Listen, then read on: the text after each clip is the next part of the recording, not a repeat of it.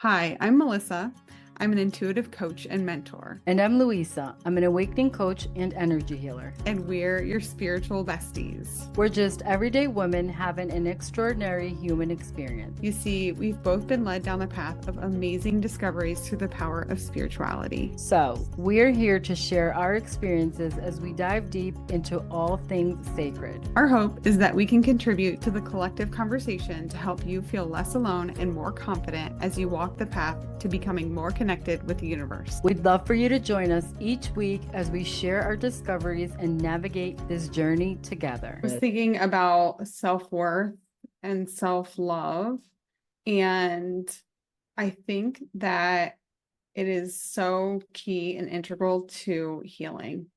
If you're trying to heal in any way and come back to yourself and you're on, I think a spiritual journey is also like a healing journey, right?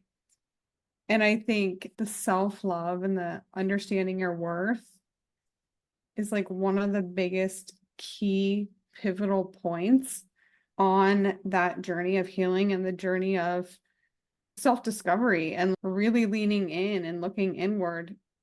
I think because even to start it and do it in the first place, there has to be some acknowledgement that it is worth it and that you are worth going on this journey for yourself. And I think it really ties into the conversation that I had with Corey and the conversation that we were having, and how when you really start to value yourself more, then you're able to take a different perspective and see things a little bit differently in your life, and gives you a lot of clarity around the other people in your life and understanding them a little bit more and having some empathy and perspective around those other people too. I think that's such a great point because I do think this whole journey for me, when I first recorded my first podcast ever, I actually, that was the topic, was this idea for me that is so I believe in 100%, is that honestly, self-love is what starts the domino effect that we need to be able to make the change into the new world, into the new way that we live our lives, because it is the foundation of like health, of a healed society, right? Like you mentioned, when we love ourselves, not only are we able to put ourselves first, which allows other people the permission to do the same, to set the boundaries, to have the self-respect, to behave in ways that are appropriate with others. But it also, I think, creates this ability to, like you say, step outside yourself and look and see people and situations for exactly what they are, because you're no longer having all of the questions about, not necessarily questions, but like all of these things that are put in your mind. I mentioned like the marketing a lot. Am I fat? Am I skinny? Am I good enough? Am I too ugly, too dark, too white, too all the things? You're not, and that has a name, all of that.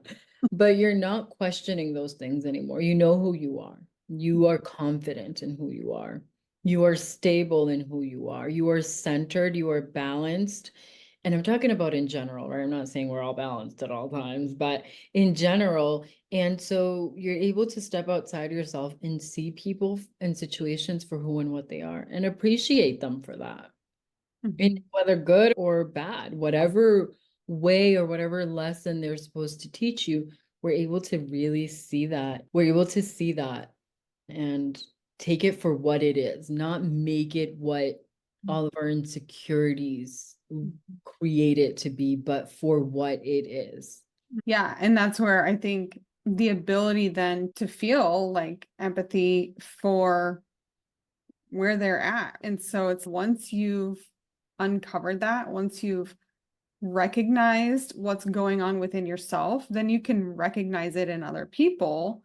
And if there's conflict or something comes up in that relationship with the other person, you're able to really dissect it a little bit better and really figure out where they're coming from. And a lot of times you can then uncover this lack of self-worth and this lack of really valuing themselves in this way. And you can see how it's the hurt and the pain that's within them that is causing them to say whatever they're saying, basically project their own self-image like on you and create disagreement or just to create a struggle between the two of you. And I think that is it's so incredibly helpful. And like we were talking about earlier, in relationships with family or friends or partners, once you can get through that healing within yourself and you can get to that place where you understand that everything we do, everything we say is like a reflection of how we're feeling inside of us. And that's what we've been doing our entire lives. And that's exactly what other people are doing. And so we can step back and be like, I see what you're doing here. This is what's happening. And you can approach the situation with those people in that way. Or maybe they're not willing to actually have a conversation about that or even acknowledge that in any way. And then maybe you don't get to have a conversation with them about it. But hopefully, with the people that are really important in your life, you're able to then approach the conversation differently and be like, how can I say this or what angle can I take where I'm not just calling them out, because that's also really challenging, but at least acknowledging that in the way that you approach it and the way that you work through something that comes up. Yeah. Yeah. And that is so true. When I had this amazing conversation this week with, she's actually a hand analyst is what she does. And the way that she explained self-love to me was so eye-opening. And what you're saying ties right into one of the three things that she said. And she said the first step is self-knowledge. Yeah. Know who you are, know what you are, know everything about yourself. And with what you're saying, being able to be in that situation with somebody else, whether it's a family member, etc., but having that self-knowledge, having gone through the process yourself of getting to know yourself also allows you to have a better idea of how to approach those situations with those people because you have been there, you have felt what it felt like to be there, the feelings, the emotions, the hardships, the discomforts that come along with being on that ride. And I think it gives us a little bit of a better perspective and a better position on how to handle having the difficult conversations with the people in our lives that we care to have the conversations with, or at least try, right? Because like you said, it doesn't always mean that we're going to be able to, because I'm a strong believer in that people can only meet you as deep as they've met themselves. Mm-hmm. So we can attempt it with our self-knowledge that will allow us the perspective and maybe some ideas on how to handle those situations. But I think it also is important to be aware, even after having that self-knowledge, that when we approach the people, whether it's people we love or have any type of relationship with, if we're taking the time to try to have the conversation, then we care to some extent. And so I think being aware that, yes, it's like almost a 50-50 thing where it's we take responsibility for our 50%. Did we handle our 50%? Our approach, the words that we used, the way in which the energy that we came with, did we handle that the best that we could? And I think that if the answer is yes, we've done our own work. If we have our self-knowledge and we present that to them that way, the best way that we know how to, Mm-hmm. then I think we've done our piece in moving forward to creating relationships in which we can each individually love ourselves and still have whatever type of relationship we're trying to build, right? Yeah, and I think one of the things you said too brings up another point, and I think that is once you've acknowledged who you are and you know yourself and are able to then accept yourself as you are and love yourself in that way, sometimes there are people in our lives who are then not at that same place and they're not able to give the 50-50. They're not able to meet us 50% of the way there. And I think that is part of the struggle that we face in this journey of knowing ourselves and loving ourselves and learning about who we are and what we're here to do and all of those things, part of that struggle is realizing that not everyone else is, not everyone in our lives is going to come along with us on that journey because they're just not able to meet us where we are yet. And we have to make peace with that. We have to become okay with that. And I think that's one of the things that we've talked about before too, is that sort of sometimes relationships end up falling away during this process.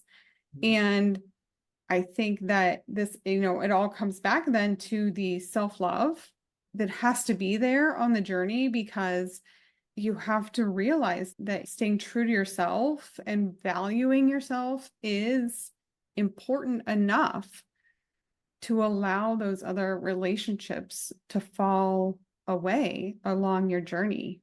Yeah. I love that because in my spiritual awakening process, I think that that's what happened. Most of the relationships I chose to step away from because they were no longer serving me. I could see that.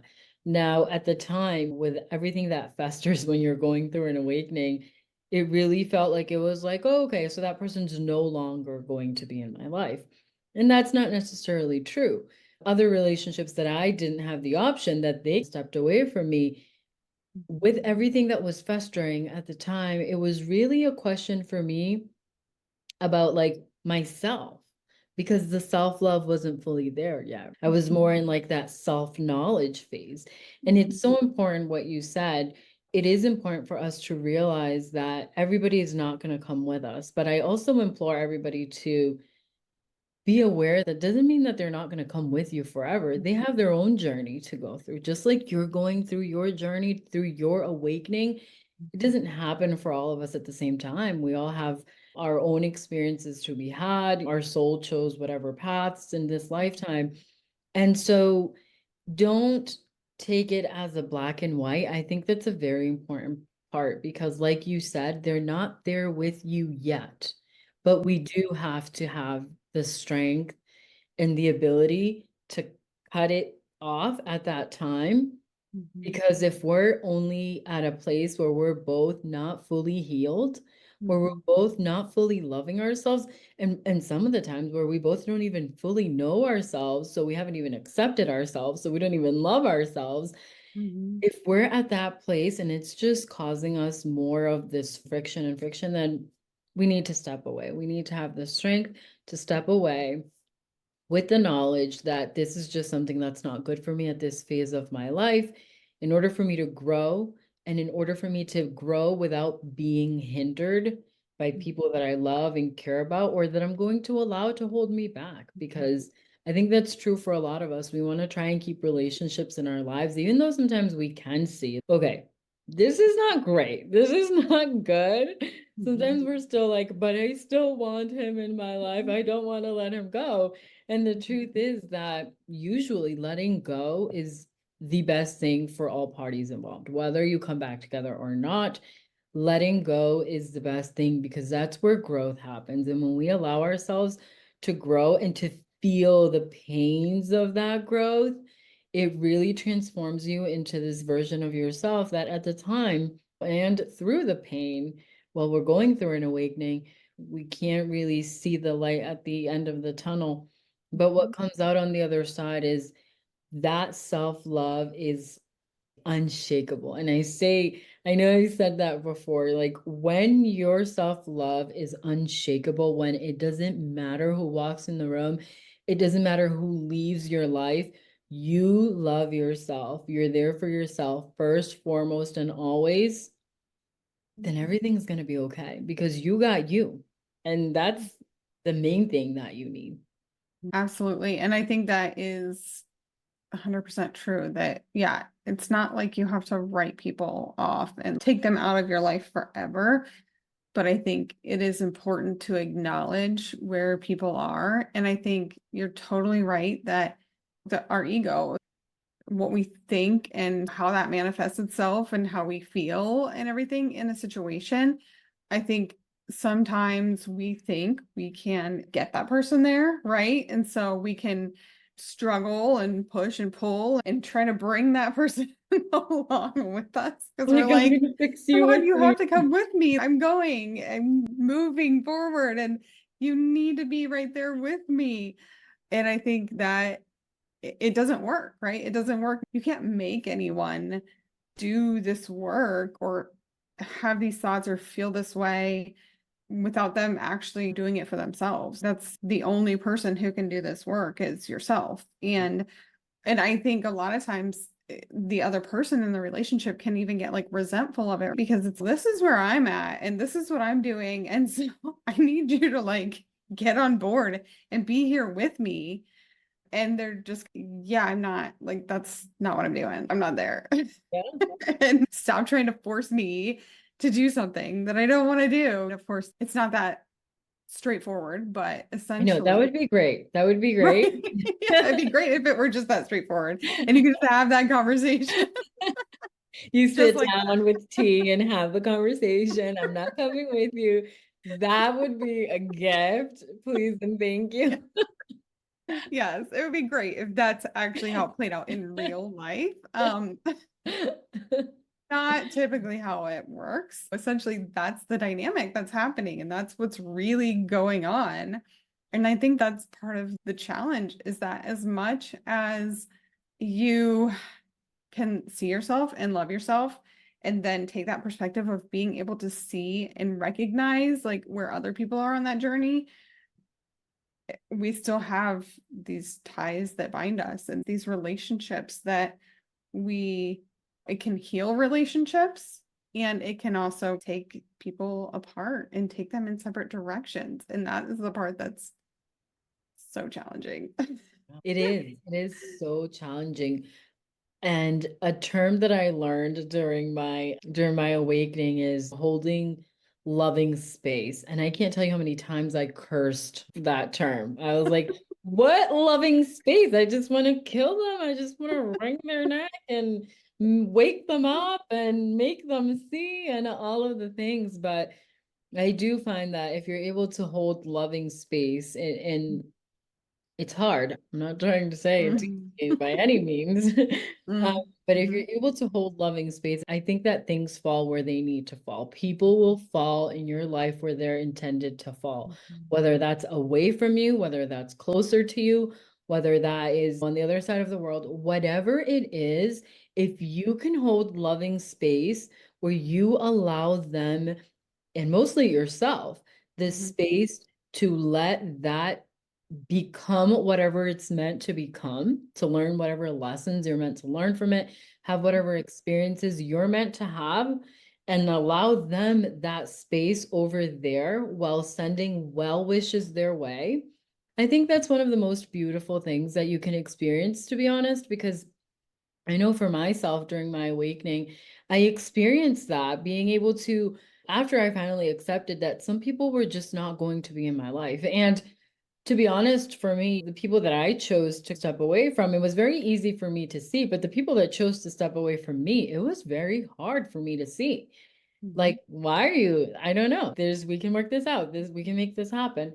But once I was able to understand that holding loving space, and I was able to actually hold loving space where it was like, do I wish you were here right now? Yes. Do I also acknowledge that you shouldn't be here right now? mhm, Also, yes.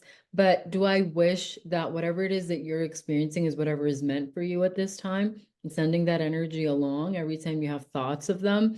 Then I think that not only serves them because you're sending positive vibes, great mhm, vibrant energy their way, but I think this serves us to love ourselves even more because I think it also allows you to realize the strength that you have within you mhm, to, hey, acknowledge, I want that person in my life. I want that relationship in my life. I want to experience life with them.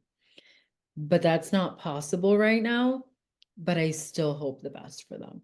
mhm, That was so powerful for me because it told me more about myself than I would have otherwise learned, right? I would have always had this idea that yes, I'm someone who like loves everyone, mhm, whether or not they're serving whatever purpose I want them to serve in my life. That mhm, was an idea that I had in my head mhm, about myself. But actually being able to do it, it really, for me, allowed me to see myself in this amazing light that kind of confirmed who I thought I was all along. It was like an action of a part of myself that I hadn't fully gotten to carry out. That was just a thought, an idea that I was able to manifest into reality. And then really speaks to my own self-worth. Like, I know that no matter whether or not somebody's serving a purpose in my life that I want them to serve, that I can still hold loving space for them. That's a wrap for this episode. We hope you found some inspiration, a helpful tip, or maybe just a good laugh. Remember, amazing human, you are not alone on this path to connect with your inner wisdom and the universe. To stay connected and keep the conversation going, subscribe to our YouTube channel and our podcast so you never miss an episode. And if this episode resonated with you, share it with your friends, family, or anyone who might find value in it. Until next time.